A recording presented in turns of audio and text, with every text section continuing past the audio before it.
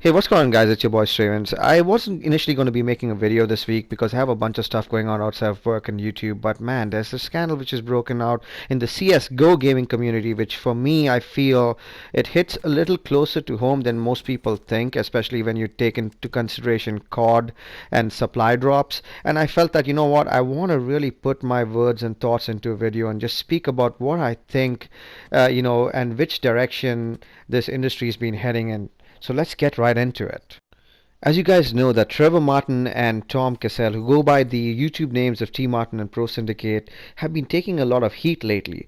Essentially, these guys have been actually advertising to their own fans behind the scenes websites, which are actually serving as CSGO gambling websites, where people can actually exchange skins and actually bet on games using skins.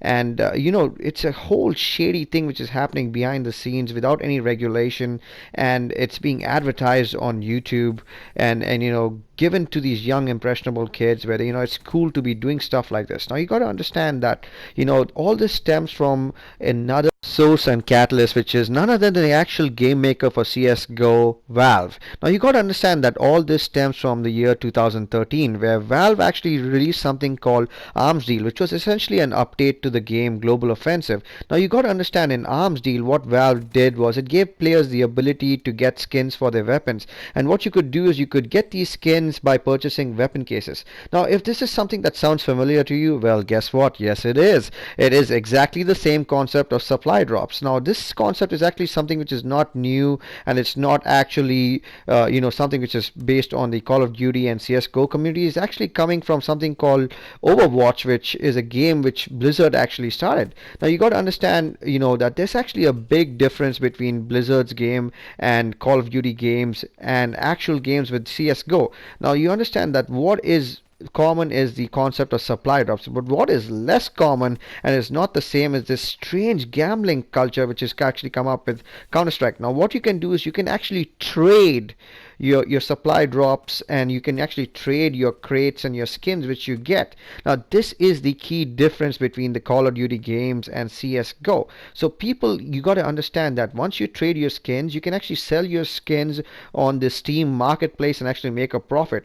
The rarest skins go for hundreds of dollars, which is actually pretty common. If you go onto Steam's website and you go onto the marketplace, you'll see that skins definitely go for hundreds of dollars, which are rare. But actually there are some skins which are, like, for example, like the legendary variants on Call of Duty, to give you guys an essence of what I'm talking about. Those skins go well for well over $1,000. Now that, my friends, is insane. So you might understand, you might still think that, what, so what, people are spending their own money and they're still, just exchanging stuff. So how exactly is this gambling? Well, Valve has this actual hookup, or this API, which is actually an application programming interface where you can actually connect to a third-party website and service. So once you actually connect to this third-party website and service, you can actually, place bets using skins rather than real money. Now, well, if you're saying, what, that's still not gambling because people are actually betting using skins, well, how the hell do you think people got these skins in the first place? They got these skins by spending their own hard-earned money. So no matter what you say, whether people are betting using skins, are they trading over a bot controlled Steam account which is owned by a third party, or whatever you might say, the skins still stem from people actually using real world money. So it's still gambling. So it's like, you're going to the casino. The biggest example I can give you is you're going to the casino and getting chips. This is a very common example that a lot of news outlets are using right now. So you can go to a casino, cash in your money for chips, and you gamble with the chips. Well, that's essentially what the skins are. The skins are you going in, taking your real money, getting it, getting the skins in place of chips, and then betting.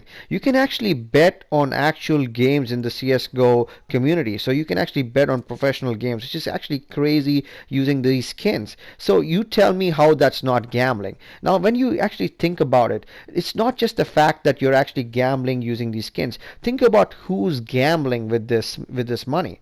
It's young kids, because most of the kids who are, pretty much subscribers of all these big name YouTubers are young 16, 17-year-olds, probably even younger. And, God knows how they're getting access to this kind of money. And when this money is actually exchanging hands like that and so frequently that Bloomberg actually put up an article. Now, hold on to your seats because this one actually blew me away. So the CSGO marketplace was a $2.3 billion business. Yeah, you got that right. You heard that right. $2.3 billion, guys. It's not millions, it's not hundreds of thousands, it's billions. And that's just the start. So imagine, the other repercussions, not just the money that's exchanging hands on these marketplaces. Imagine what you're doing to the psyche of these young kids, because you know what, in most cases all these kids, their minds are still forming. Now you're introducing a culture or a subculture of gambling into their minds. So think about it now.